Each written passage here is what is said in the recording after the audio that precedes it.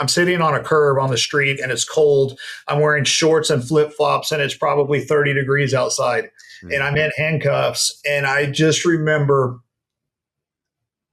literally crying tears and thanking Jesus. How did possibly being in the most confined thing you could possibly probably be in on earth lead to where freedom began for yourself? I got goosebumps when you're talking about this, and this is the because it takes me back to that feeling that I had that night on the curb. I'm sitting on a curb on the street, and it's cold. I'm wearing shorts and flip flops, and it's probably 30 degrees outside, and I'm in handcuffs. And I just remember literally crying tears and thanking Jesus because I had said this prayer early that morning and I hadn't really thought about it the rest of the day. It was just kind of like I said, it was a half court shot. No sparks flew right then, but later that day I'm in handcuffs and I was overwhelmed by his love and by the freedom that came from I was no longer in control. I truly had given it to him, not the people that had me in handcuffs, not anything else, but I knew that he had a path for me. And for the first time in my life, I was freed from my own requirement to perform, my own requirement to make sure, to face addiction or not face addiction or whatever I was doing. I was freed from myself and the ways of the world. And it was the most odd time to find freedom that a person could ever encounter, I think. I want to actually pick your mind on this aspect because, we see so many great ways that God's working behind bars. There's God Behind Bars, a great organization out there. And there's just so much transformation we see with people that go to prison, regardless of what the background of the story is. And I think similar to what you just said right there, that has to kind of play in line with why these things happen. For the first time, everyone's placed in a position they can't really do their other outside circumstances or sins, whatever. But there's true freedom in that. And I know in society today, we have a lot of, it might be political debates about imprisonments and those type of things out there. But I think there is truly a good to it. We see punishment. We see those type of things in the Bible. We know that there's benefit to it. And obviously, I want to just ask about that. What benefit does it have for somebody? Obviously, you have to have the right mentality when you approach it. But to go into these circumstances, how can it, if you have the right mentality, change your life around? Life changing. Obviously, the reason there's so many people that get incarcerated that find Christianity is they have a captive audience. I mean, truly, Christ has a captive audience there, and they're sitting there on timeout. And not that there's not a lot of other stuff going on, but it's the one place that I've ever been when you can really you have the ability to kind of stop and separate from the ways of the world. And so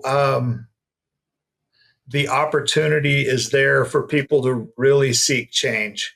The problem is the way the system is built, it's difficult for that change to be lasting. It's difficult. And I'll this definitely isn't the question you asked, but the one of the biggest issues and one of my biggest things, my biggest callings in life now is creating opportunities for people that go there and do change. The people that really go there and seek change, because when they come out, that's when the opportunity to really grab a hold of these people and affect long-term change is. And the reason is so many people go there and they have the heart to change while they're there and they do all the things while they're incarcerated, but then they get released into the same situation they were in. Right. And day after day, they're faced with the same scenario, and they can probably do it on their own power for a while. But unless you surround them with people that are walking the same path and the accountability, eventually that own power, that self-will goes awry. And so if you can put somebody into a scenario where they can truly be successful and not more slums of the rehabs, and I'm not saying all of them are bad, but there's so many of them that are just profit centers, or they're deplorable. They're worse than being in prison. And so if you can change the narrative and give them a place to go with people surrounding them, giving them skills so they can go get a real job, have a vehicle, be a member of society with things, not having to live in poverty the rest of their lives, then man, you've got somebody with a chance. I've never thought of it like that. And so I'm curious now, because you obviously have this mentality, but obviously you can only hire and provide people with so many X amount of opportunities, obviously.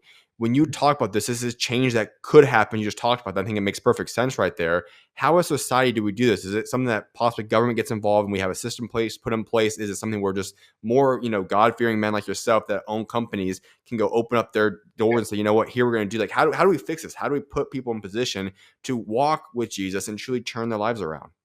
First of all, if you ever want anything to get better, don't get the government involved because they're going to mess it up. I love the term, if it ain't broke, fix it till it is, and that's the government. And so that is not the answer. That's ultimately not the answer. The people that were called to help with the burden in society is the church. Amen.